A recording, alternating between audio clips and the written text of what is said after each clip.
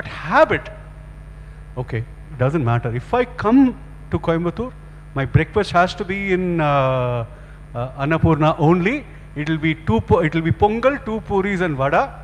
That's my standard. Excellence is a habit. But I've said so many things about homeostasis, reward. All of this even animals can do. Let me talk about something. So far we've been talking about Western civilization and how they've understood biology. I'm going to talk about Eastern civilization and how we have understood the mind. Last part. The Western guys call it executive function. Our ancestors have a better word for it. It is called mana, indriya, mana, chitta and viveka. The mind, the intellect, the self is the ego, but above all is discrimination. The senses tell you, this is fantastic, it's beautiful.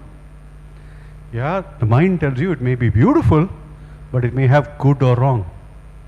But the intellect can fool you and tell you, you know what, it may be bad, but nobody is looking, therefore let me go do it. But where does viveka come, the discrimination comes?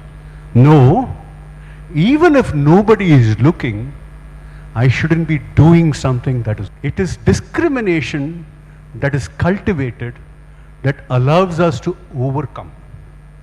When we go to the Western concept of no, you know, we don't blame people, don't do this, I think we're going too far.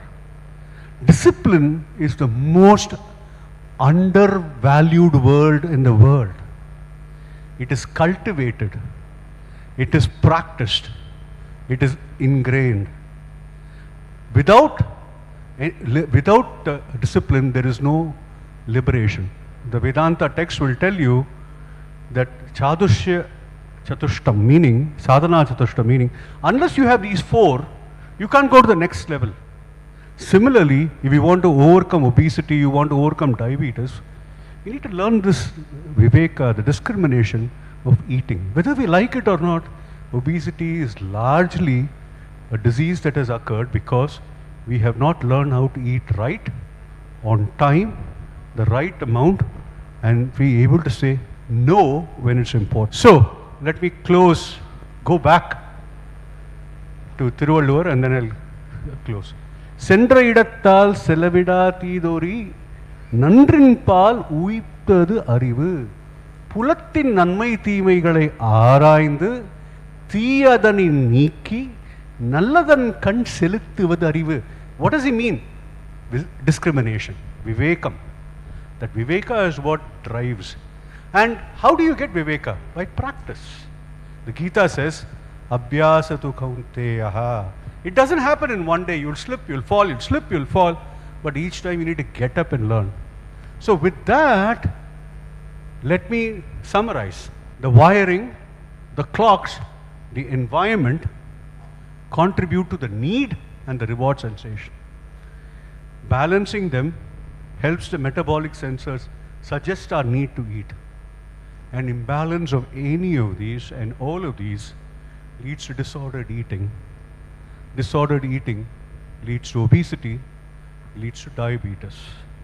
To summarize, go back to Thiruvalluvar and I'll use the Gita. Attral aravarindu unga.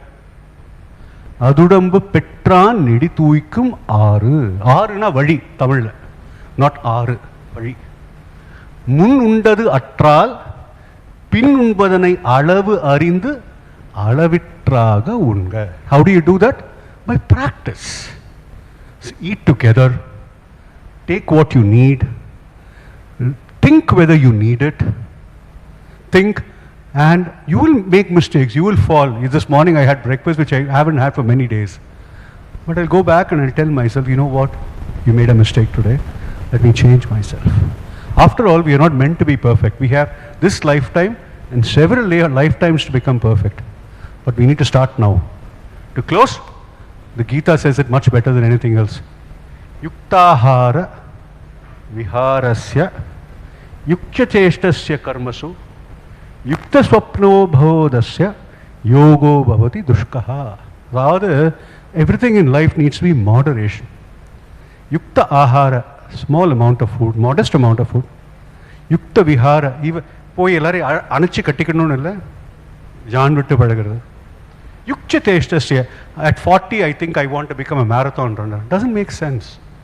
Do the right amount of exercise and the right amount of sleep and dreams is a yoga that reduces unhappiness.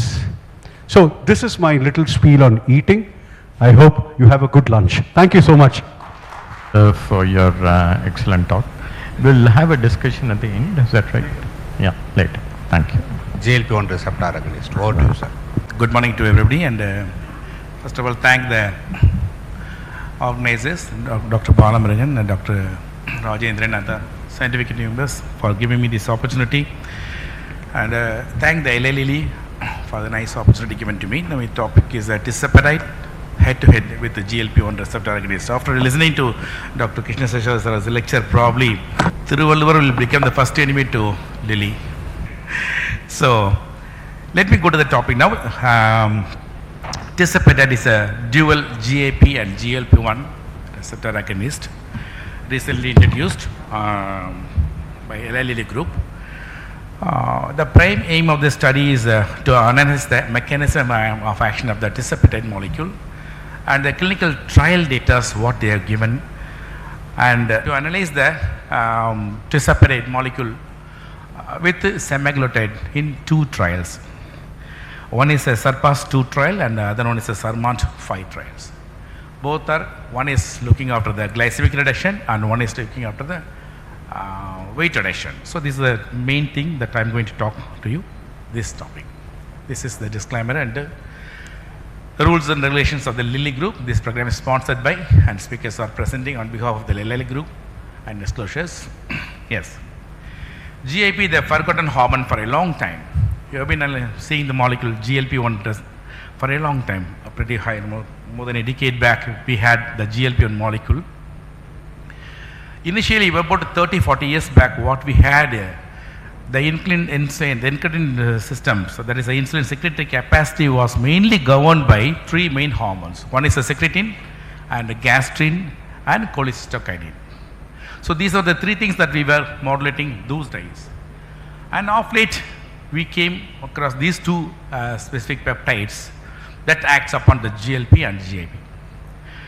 Though the GIP was discovered in 1970 and the GLP was discovered only on 1980, 10 years later only, but this GLP-1 receptor only agonist only has gained momentum because a lot of trials were undertaken on GLP-1 receptor agonist than the GIP for no reason. We do not know why they have not done much research on the GIP, and now that Lilly has come out of this thing.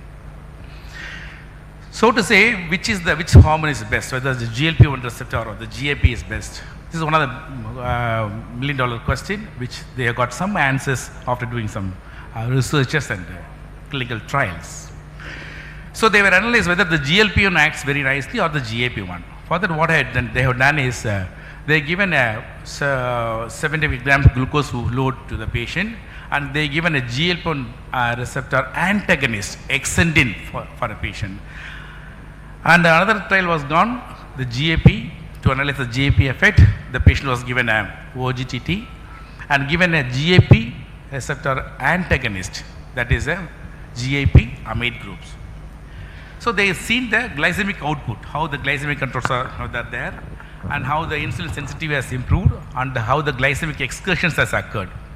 On seeing this, they found out that the GIP has got a better effect than the GLP-1 with respect to what I have told you, with respect to the glucose reduction, insulin sensitivity, or the glycemic excursions.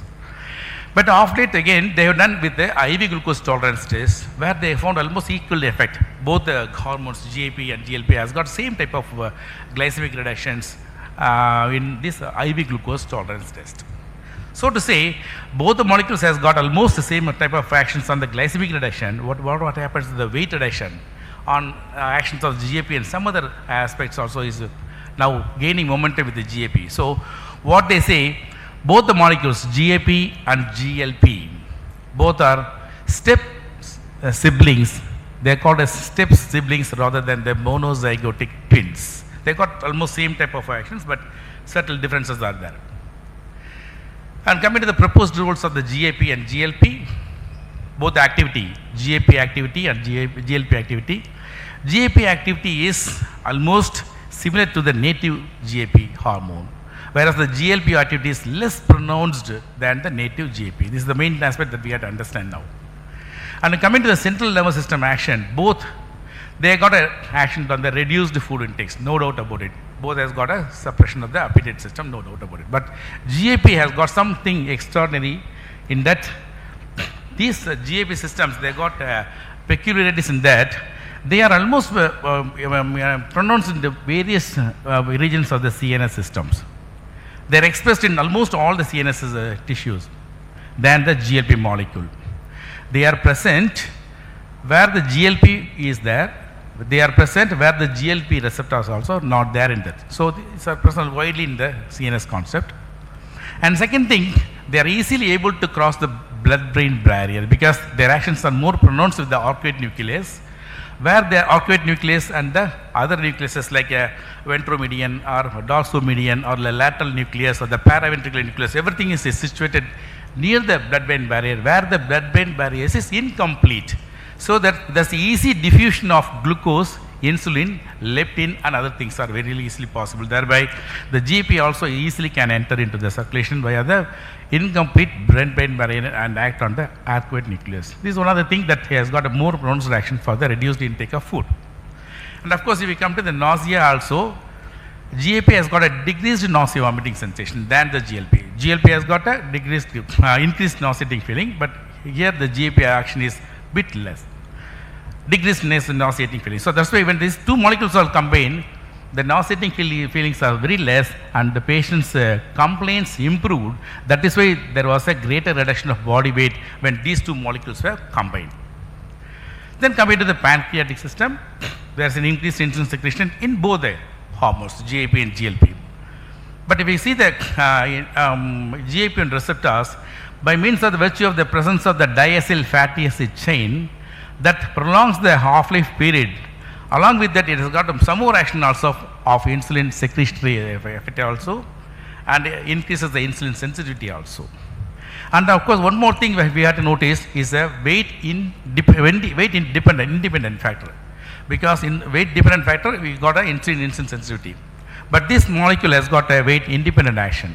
And both the molecules, when they combine, they got some more pronounced action on the beta cells. What is that? It has got an increased gene expression. And of course, you can see the other things like the PDX molecules, that's the beta cell enhancing action factor, that is also increased with the GAP molecule. And of course, the prolongation of the beta cell's life, the beta cell survival also is much more with the molecule. So this is the subtle difference with the GAP and GLP with respect to the increased insulin secretion. And second thing coming to that, increased glucagon in a glucose dependent way. That is the peculiarity of this hormone. GLP-1 has got an insulinotropic action. It increases insulin secretion. Of course, some amount of glucagon suppression is also there. But with the GAP, if you see, it has got an insulinotropic action and gluconotropic action also. When the sugar levels are high, the insulinotropic action takes over. When the sugar levels goes down to hypoglycemia level, the gluconotropic action is more pronounced. So it has got both insulinotropic and gluconotropic action. So all these actions are almost more or less similar to GAP and GLP activity. What it differs is only from the adipose tissue. See, adipose tissue action is at GAP levels are very, very pronounced, and GAP tissues are more expressed with these GAP receptors more. So as a result, it has got increased blood flow and increased insulin sensitivity and increased storage capacity also. By means of this, the storage capacity of the adipose tissues are increased. And with the result, it has increased lipid buffering capacity. What happens when the food is ingested, large amount of food ingested, we get the triacylglycerol more. And GAP has got a tendency to increase the lipoprotein lipase activity. When this LPL activities increase, what happens? The TAG, that is a triacylglycerol, is broken down to fatty